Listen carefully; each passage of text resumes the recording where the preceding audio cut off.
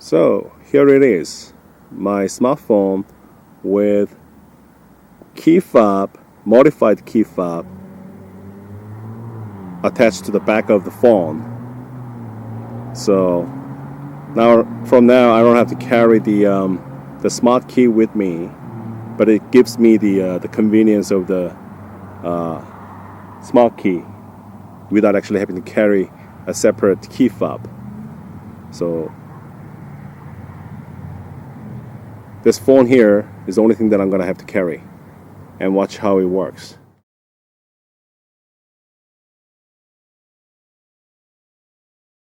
This is 2023 Genesis GV80, and here's the remote that came with it. It has all the usual buttons: lock, unlock, tailgate, horn, headlights, remote engine start and stop, and it also has buttons for remote parking assistance, so you can remotely move the car either forward or backward if you're in a tight space. But there's more to this smart key, which is called passive proximity entry. So what that does is you can just keep this fob in your pocket, in your position, in your bag or wherever, and this is how you unlock the car and start the engine. Watch.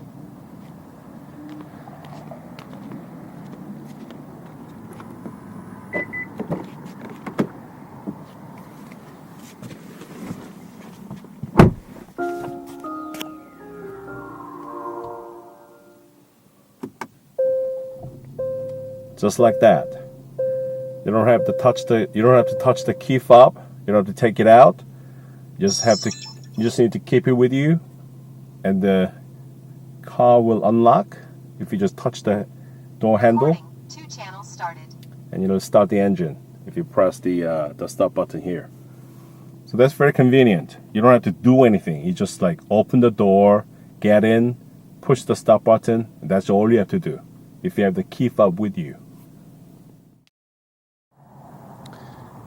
And they also have this app called Genesis Digital Key. This app here aims to replace the smart key. Almost completely replaces it. So it has all the buttons for the door lock, unlock, the panic button, remote engine start and stop, tailgate button, the remote parking assistance. Although this remote parking assistance button is there, this does not work unless you have the key fob with you, so it kind of defeats the purpose. But anyways, it does most of the things the key fob does, but it does not do the passive proximity entry. So you can still unlock the car using the smartphone and start the engine, but it's not the same experience as the smart key. So first you have to take the phone out of your pocket. You have to unlock it, unlock the screen, and then you approach the car and put the back of your phone against the door handle like this.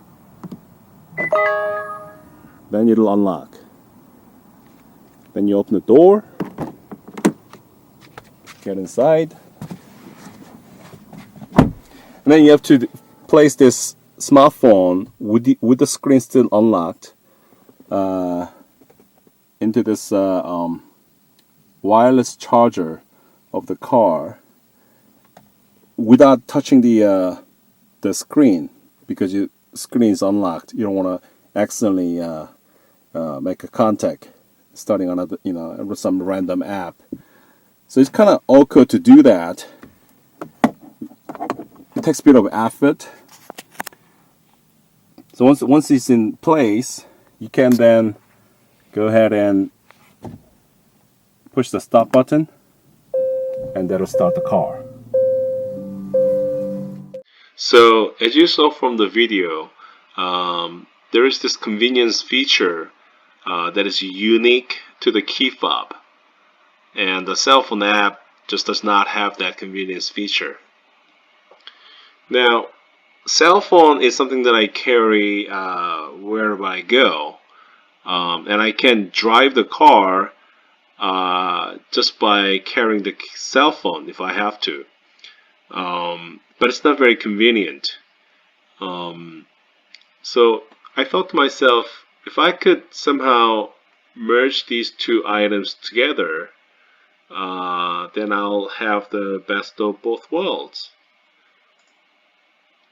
So I opened up the key fob to see what's inside, and this PCB is what's inside. And this is a side view of the same PCB. The overall thickness is 5.7 millimeters, which is a little bit too thick to go to the back of the phone as is, because it's going to interfere with wireless charging and stuff.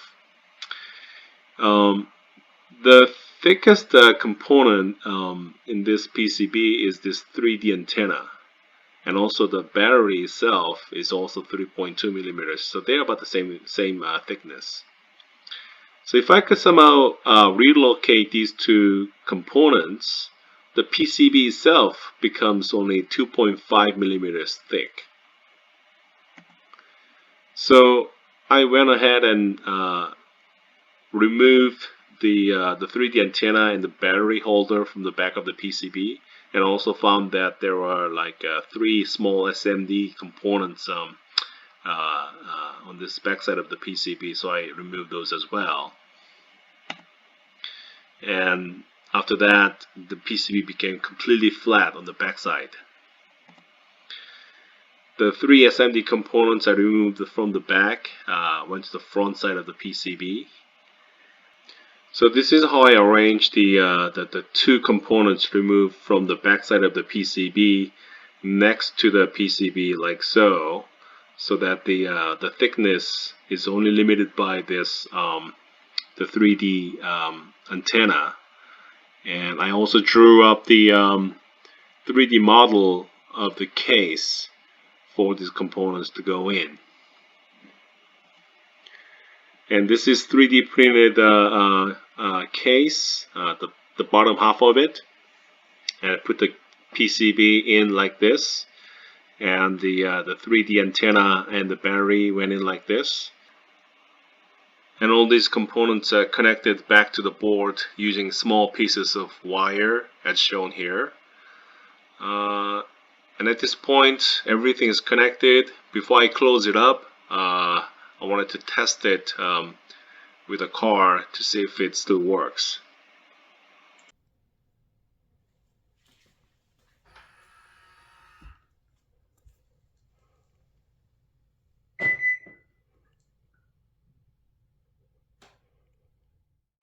It worked. So I went ahead and cut out a hole at the back of the phone case to fit the modified key fob.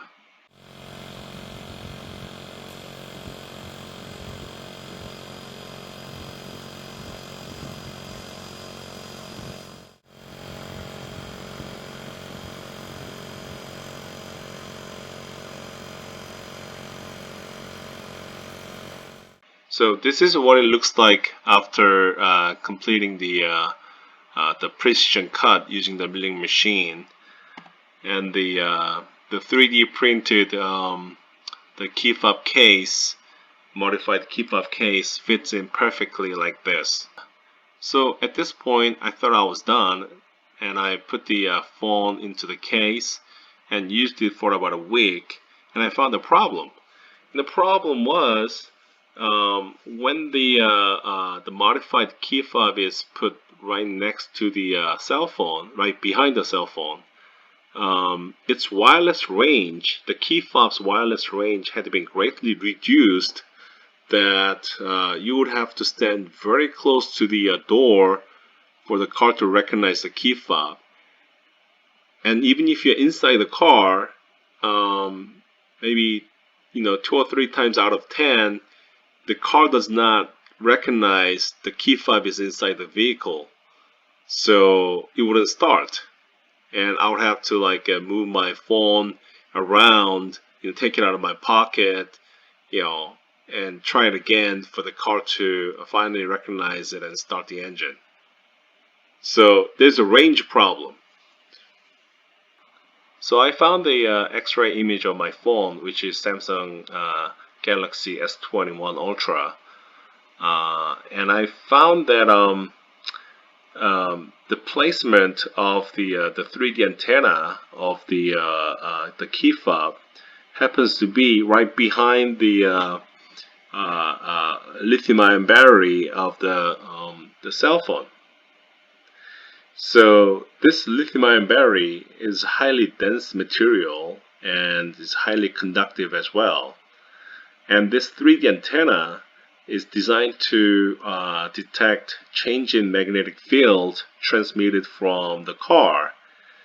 But when it's sitting next to this highly dense and conductive material, the magnetic field, when it goes through this highly dense material, it gets altered, and I think that's why the range of this key fob is greatly reduced. So the solution to this problem, I thought, would be to relocate this 3D antenna away from this lithium-ion battery and place it where there isn't much conductive material around. So this low right corner is where the SIM card goes in, and there isn't a whole lot of things that's going on in this part of the phone.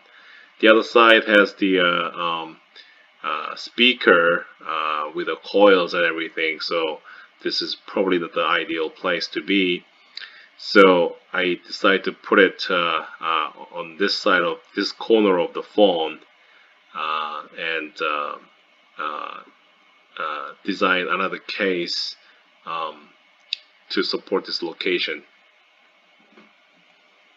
So this is the new placement, revised placement of the components, and this is a newly designed case to contain the components.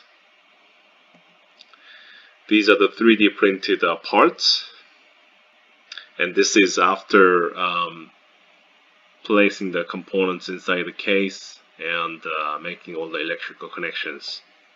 The old case is no good now, so a brand new case and another milling session. Here we go.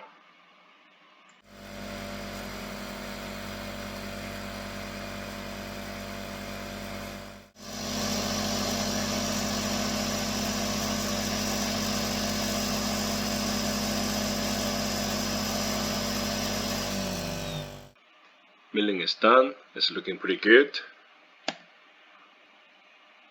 This is the cutout, and this is just before the final assembly, and this is what it looks like after final assembly. So this looks good from the side, from the top, from the bottom. If you look at it from this angle, the camera module is about 1 millimeter higher than the main body, whereas the smart key that I added is only about 2 millimeter higher than the main body. So it's only about 1 millimeter higher than the camera module. So that's not so bad. This is not enough to interfere with wireless charging or NFC, anything like that. So looking good. So here it is, my cell phone with integrated key fob at the back. Now I don't have to take it out of the pocket, unlock the screen, don't have to do any of that. It just needs to be in my pocket, and watch how it works. I'll put it back in my pocket, and I'll approach the car. See how it recognizes the key fob, getting ready to unlock the door if I touch the when I touch the door handle. So that's how it works. You get in. Don't have to do anything now. Don't have to mess with the charging pad here. Just press the start button. Just like that. With your smart key in your possession, locking your car is easy. You just need to touch this little dent here on the door handle. Just press that and the door locks. This does not work if you don't have the proximity key with you. If you want to use your cell phone to lock the car, again, you would have to take it out of your pocket, unlock the screen, then put the back of the phone against the door handle for it to lock. So again, very inconvenient. Well, that's it. Thanks for watching.